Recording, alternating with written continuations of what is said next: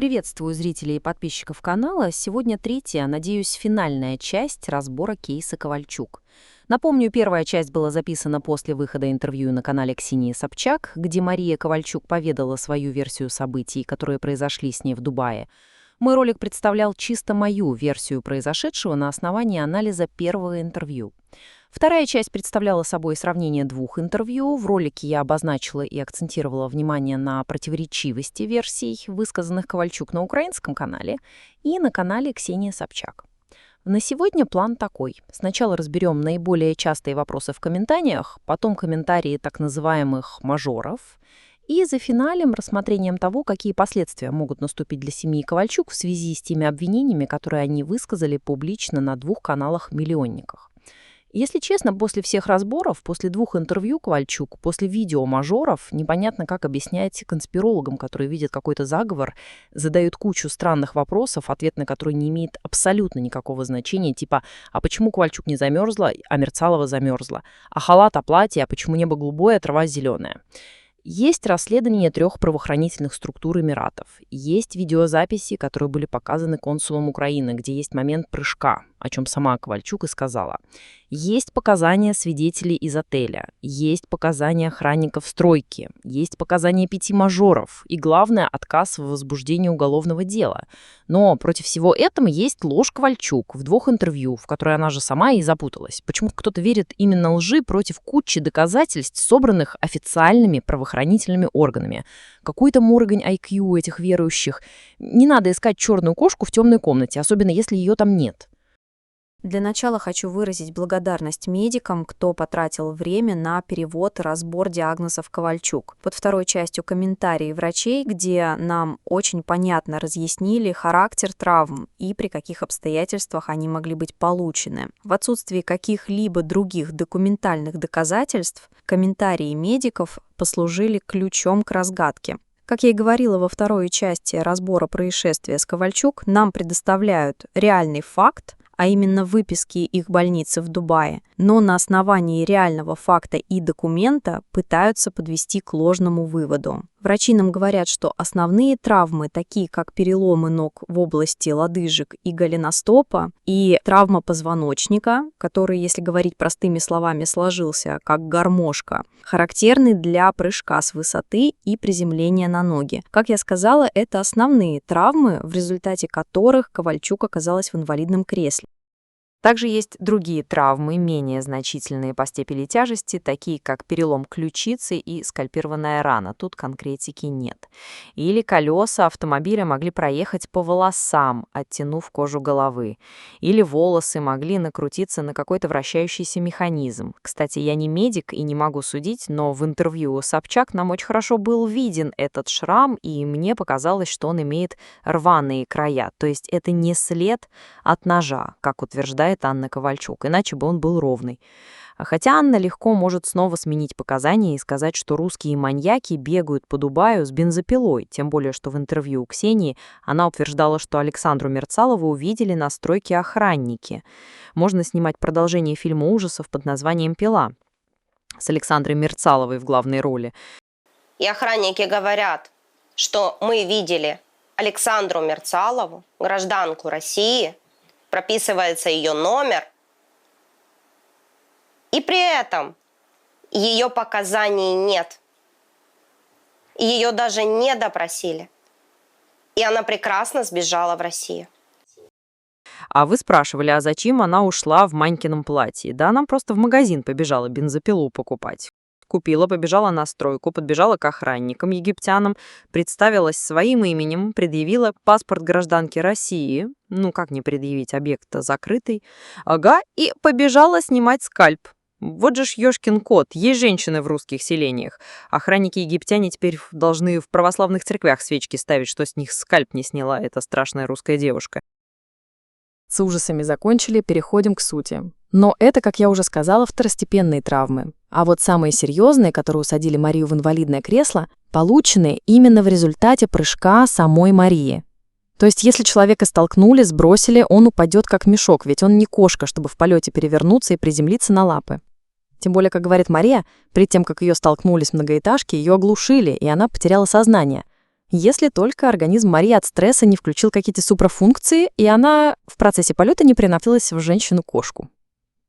Конечно, Ковальчук считала, что вот сейчас вывалит на нас все эти медицинские документы, мы ужаснемся, но никто не будет переводить, разбирать диагнозы и отписывать, каким образом могли быть получены травмы, ведь для этого нужно обладать специфическими знаниями в области медицины, да еще и немалым опытом медицинской практики в области или травматологии, или судебно-медицинской экспертизы.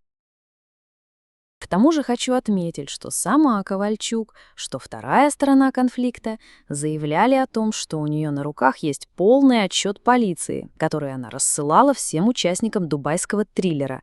Однако ни на одном из двух интервью этот отчет она не сделала достоянием общественности, то есть вывалила нам на голову поток лжи, свою какую-то придуманную версию, а отчет полиции скрыла. Сразу хочу предупредить поток вопросов, типа «А почему мажоры не опубликуют отчет полиции, если она его им прислала?» А потому что это конфиденциальная информация, и эта ушлая паня легко обвинит их в распространении того, чего у них в принципе и быть не может. Кстати, а что мы знаем о психическом здоровье Ковальчук? Да ничего. Возможно, она постоянно страдала депрессией, возможно, и раньше у нее были попытки свести счеты с жизнью. Возможно, она принимала какие препараты на постоянной основе, а в Дубае осталась без них, так как, скорее всего, они запрещены к провозу на территорию страны. Она была в Дубае с 20-х чисел февраля, и такой длительный пропуск приема препаратов вполне мог сказаться на ее психическом самочувствии. Может вообще человек, практикующий БДСМ, быть психически здоровым? После подобных практик и у здорового крыша поедет. Вопрос про платье в роликах никогда не рассматривала, так как с самого начала считала этот эпизод несущественным, а специально отвлекающим внимание от конкретных доказательств. Когда одна из сторон конфликта использует прием переноса внимания на негодный объект, она намеренно или бессознательно уводит обсуждение с конструктивного, болевого, но реального вопроса на второстепенную, не имеющую отношения к проблеме тему. Это делается для достижения определенных целей, например, манипулировать восприятием. Внимание аудитории смещается на ложную проблему, и реальный источник напряжения обсуждается меньше или не анализируется вовсе. Как я ранее отвечала в комментариях, Александра могла испачкать свою одежду, порвать случайно. Самый интересующий вопрос, и сейчас вы узнаете всю правду. Почему же я надела платье Марии Ковальчук? Где сейчас это платье? Это платье сейчас в Дубае. Почему же я его надела? Рассказываю. Мы плавали, и, разумеется, мне было очень холодно. Не было вещей, чтобы я переоделась даже. Вот. Мария предложила, может быть, ты переоденешься? Мне ехать было прилично до дома, для меня прилично, чтобы вы понимали, это даже минут 15. Сначала я отказалась, потом я понимаю, что я уже слишком замерзла, в мокрых вещах еще ехать, и сказала, хорошо, спасибо большое, я его надену и обязательно верну.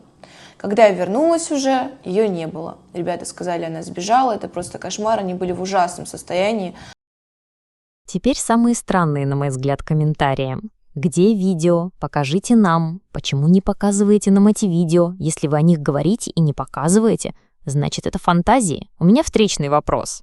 А откуда я должна взять эти видео? И почему вообще полиция Дубай должна обнародовать то действо, понятие которого в двух вариантах на букву «С» даже произносить нельзя на Ютубе, так как ролик будет или заблокирован, или удален, или ограничен показ. Все показали консулам Украины, даже не показали матери, так как опасались травмирующего воздействия на ее психику. Но алчущим зрелищ с кровью должны показать, чтобы удовлетворить нездоровый интерес толпы? Так кто в истории маньяки? Хотите прыжок в прямом эфире? Чтобы что? И какое значение имеет обнародование видео для установления виновных? Вы суд присяжных на диване, который будет выносить вердикт? Задайте своей землячке Ковальчук аналогичный вопрос про видео. Почему она его не показывает? Сходите с плакатом к своему украинскому МИД и МВД с требованием показать это видео прыжка на украинском телевидении. Почему украинская полиция молчит? Почему молчат украинские консулы в Дубае? Почему молчит ваше украинское Министерство иностранных дел? Их мажоры тоже подкупили?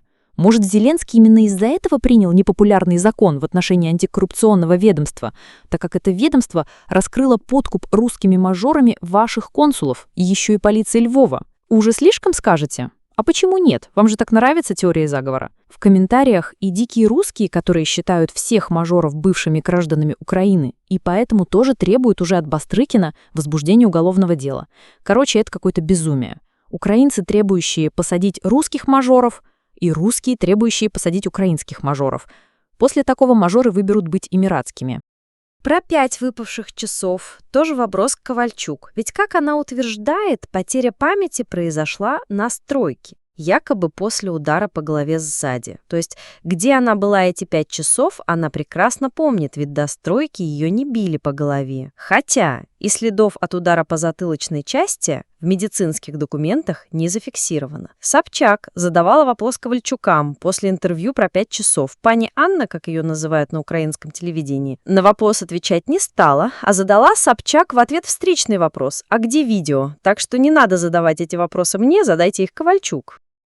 Далее. Популярный вопрос про место, где ее нашли. Из первых публикаций, а информацию, кто давал для этих первых публикаций, полиция Дубая не давала. Мажоры не давали, так как вообще поначалу думали, что она умерла. Информацию прессе продавала пани Анна. Также в интервью именно Ковальчуки рассказали о противоположной стороне дороги от стройки. А стоит ли вообще верить их словам, если они врут буквально во всем? И врут именно с целью порождения множества вопросов и рассеивания внимания аудитории. Как с телефоном, как с видео, которые якобы уничтожили, а оказывается, видео показывали консулам Украины. Может, ее там на стройке и нашли. И скорую с полиции вызвали охранники той самой стройки. И прыгнула она, возможно, не со здания, а со строительного крана. Но версия о прыжке со строительного крана очень неудобна для Ковальчуков, ведь кто-то должен был залезть следом и ударить по голове. Ну, как-то сложно это представить.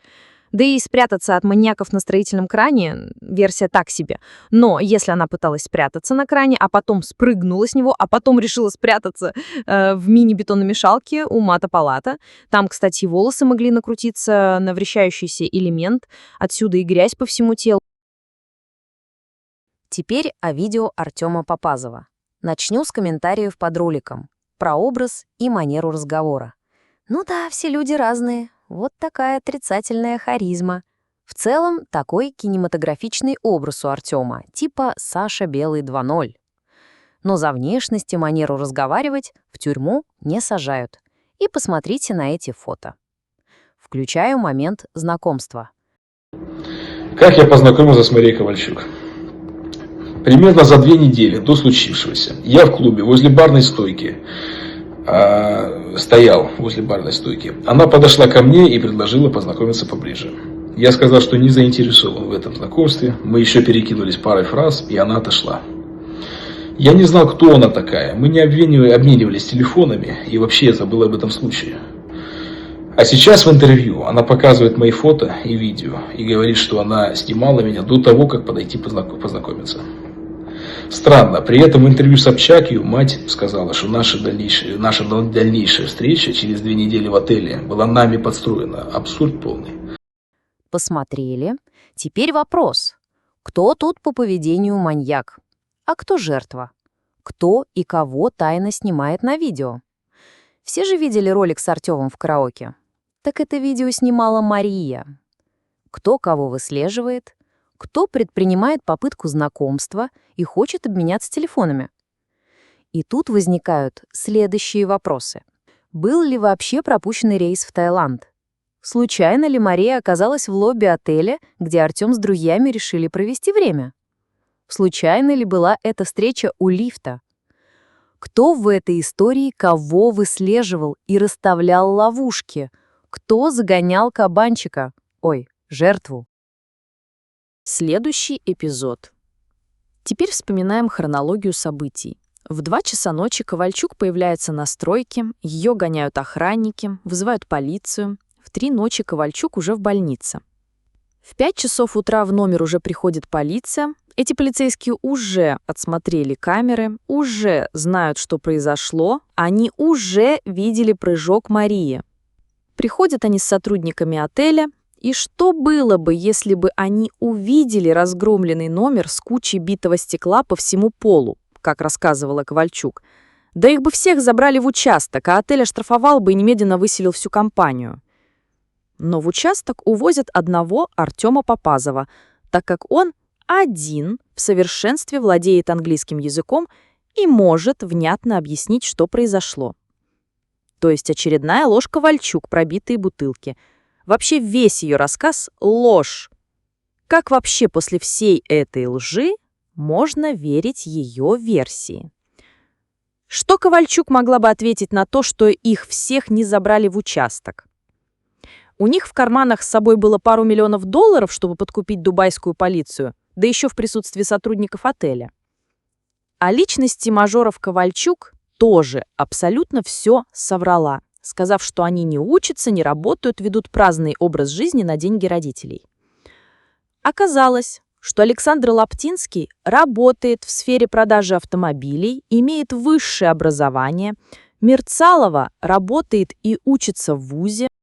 Здравствуйте, меня зовут Лаптинский Александр Вячеславович, родом я из Беларуси, мне 28 лет, дипломированный специалист с высшим образованием, холост.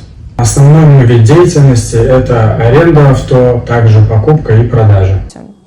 Еще раз говорю, меня зовут Александра Мерцалова. Я учусь. Факультет у меня рекламной связи с общественностью. Занималась раньше арбитражем крипты. На данный момент у меня свой магазин одежды. Я тиктокерша и веду свой блог. Теперь рассмотрим ситуацию с правовой точки зрения на примере уголовного и уголовно-процессуального законодательства России.